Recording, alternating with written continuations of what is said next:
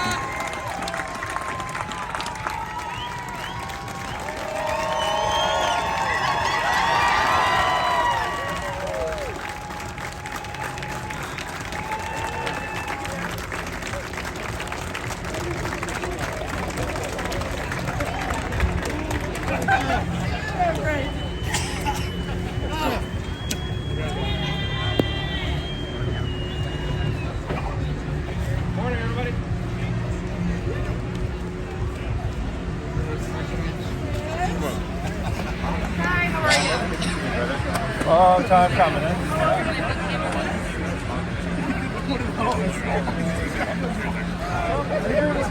Welcome back, sir. Are you driving alongside? They were criticizing me. You know, okay, welcome back.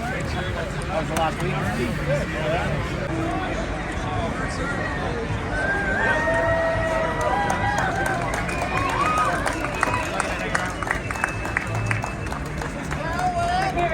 Number 1, special seating for sound, cable lighting, types of hands. I guess first, describe the emotion right now. I mean, describe these homecomings. There's a renewed sense of patriotism in Canada. You can feel it here. It's across the country. Does it mean more to come home right now? It certainly does for us. This ship's been away for 5.5 months. That's 118 sea days for the people who started from the beginning of the trip. They've been away since the 16th of October, Corey, is that right? 16th of October. It's been Christmas away from their families for a lot of people. And coming home from one of these trips is always, there's a built-up sense of anticipation. You got to work pretty hard to keep everybody focused the last few days to make sure that we all come home with our fingers and toes. But other than that, you can feel the energy on this jetty right now from the ship's company and their families. So it's a big deal. What was the mission here? Where were you? Nuts and bolts, guys. So I'll start with the overall picture, and then I'll turn it over to Corey because I joined the deployment partway through. And so the overall mission was, on behalf of the Government of Canada for Operation Horizon, was our projection of our naval forces into the Indo-Pacific on behalf of the Government of Canada. Basically, rule of law and order transits and making sure that we're seen in the area and that relationship building with our partner nations. Operation Neon refers to the United Nations Security Council resolutions against the embargo of oil for North Korea.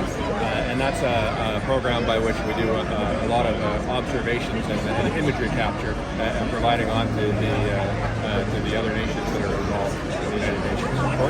So over the last 5.5 months, we had the opportunity to visit multiple nations across the Indo-Pacific, work with allies and partners, conducting multilateral operations in the East China Sea, South China Sea. We did strategic outreach and diplomatic engagements in a number of countries while we were abroad. It was really a good opportunity for us to reinforce our military relations as well as support Government of Canada and Global Affairs Canada diplomatic military relations as well in the region. It was very well received. We've had a really good time working with our allies, partners, and even with non-allied and non-partner nations as part of Exercise LA PEROUSE, which is a French-led exercise that was held in the Indian Ocean.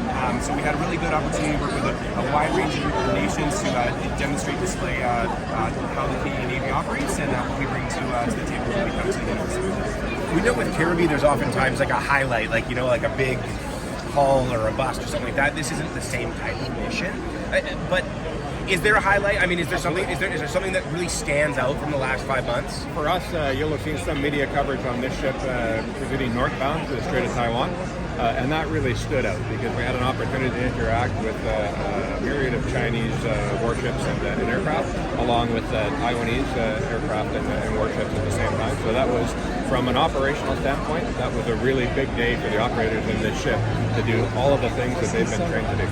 Put through their paces. Yeah, absolutely. How'd they react? They reacted with an extreme degree of professionalism. I'm exceptionally proud of each and every one of them.